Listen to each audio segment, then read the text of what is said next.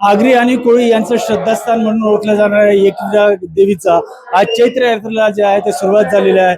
मोठ्या प्रमाणात राज्याच्या कानाकोपऱ्यातून इथं जे भाविक आलेले आहे आणि ते दर्शन घेण्यासाठी मोठी गर्दी केली आहे। सर, काय महत्व आहे या चैत्र याच्या यात्रेचं?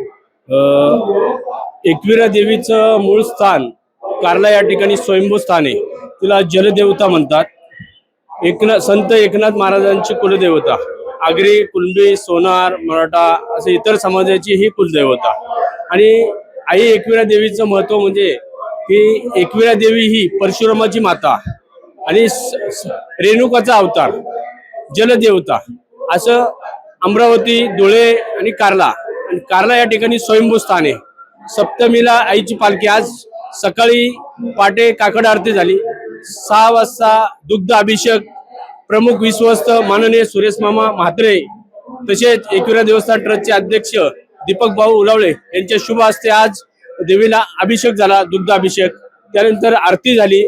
आरती झाल्यानंतर आता जे पदयात्रा येतात त्यांचं सर्व विश्वस्त स्वागत करणार आहे।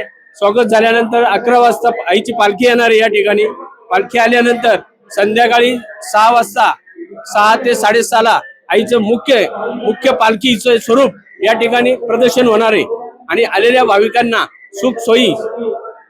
नवरात्रीचं जसं महत्व असते त्यावेळेस या यात्रेचं काय महत्व? या यात्रेचं महत्व असं की आईला तेलवनाचा कार्यक्रम महत्वाचा आहे, पालखीचा कार्यक्रम महत्वाचा। तेलवण पहाटे 3 वाजता 26 तारखेला उद्या होणार आहे। आईला जशी दुग्ध अभिषेक घालतात तसं आईला नागिनीच्या पानाने तेलवनाचं आंघोळ, तेलवण म्हणजे आईचं एक लग्न स्वरूप असतं आणि त्या लग्न स्वरूपाचं एक महत्व असतं त्या ठिकाणी तेलवनाचा कार्यक्रम म्हणून। सर, काय सांगणार, काय मागणं केलं आहे? आताच तुमच्या मिसेस जे आहे जे जिल्हा परिषदच्या सदस्य झालेले आहे, मात्र आता देशभरातील जे लोक इथे आलेले आहे, भाविक आले आहे, त्यांना काय मागणं केलं? जे एकविरा आज अभिषेक झालेला आहे ना, आज एकच मागणं आईला केलेलं आहे की जे माझे कोळी बांधव जे विविध जिल्ह्यातनं आलेले, महाराष्ट्रातनं आले, महाराष्ट्राच्या बाहेरनं आलेले, त्यांचं दर्शन व्यवस्थित आणि सुखरूप व्हावं आणि त्यांना सुखरूप घरी पोचो एवढंच आई एकविरीच्या मोठ्या प्रमाणात इथं भाविक जे आलेले असतात, मात्र त्यांची सुखसोयी कशा पद्धतीने केली?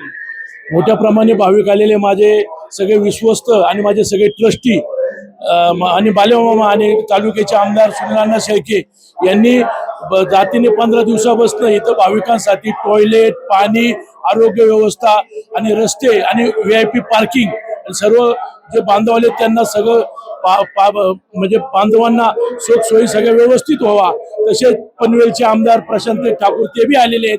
त्यांनी सगळ्यांनी येऊन पाणी करून येणाऱ्या भाविकांसाठी व्यवस्थित इथं उपयोजना व्हावी एवढीच व्यवस्था पाहिजे। मोठ्या प्रमाणात जे भाविक येणार आहेत त्यांच्या सुखसोयी ज्या आहेत त्या व्यवस्थित व्हाव्या।